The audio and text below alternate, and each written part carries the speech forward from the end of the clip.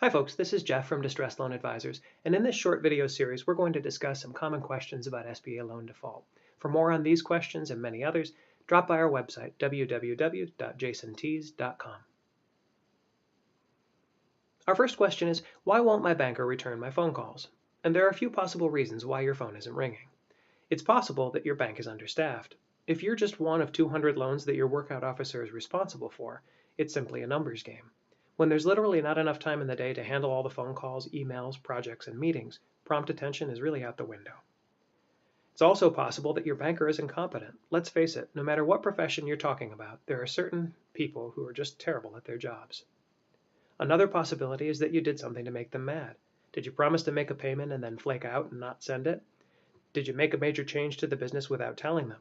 Were you rude or abusive when you last spoke with them?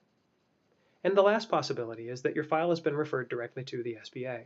We often hear from people who are waiting for their bank to call them back, and all of a sudden, 6 months later, they get a letter directly from the SBA.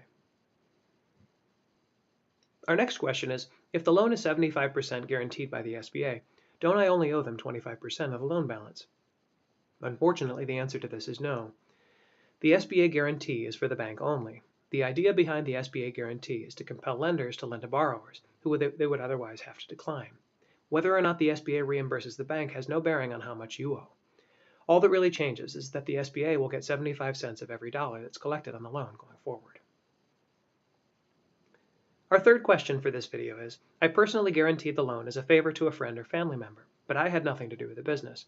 Shouldn't that count for something when they're considering my offer in compromise? Unfortunately, no. The reason they asked you for a personal guarantee in the first place was because the business and business owners didn't qualify for the loan themselves. The whole idea was to have a guarantor who has resources available to repay the debt in a worst-case scenario. A personal guarantee is a personal guarantee, regardless of why you agreed to it at loan origination. And our final question for part 1 of this video is, when I first took this loan, I pledged my home as collateral. My lender said the bank would release the lien after 12 months of on-time payments, but now they won't. What gives? It's important to realize who made that promise to you in the first place, a salesperson. Their job is to bring in loans. Unfortunately, some salespeople will tell you things with a wink and a nod that they have no authority to promise. Unless you have it in writing from the bank that your home will be released at a certain point in time, you will be out of luck.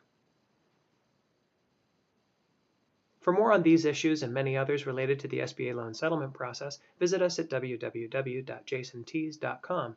You can also drop us an email or give us a phone call. You'll find our contact information on the screen right now.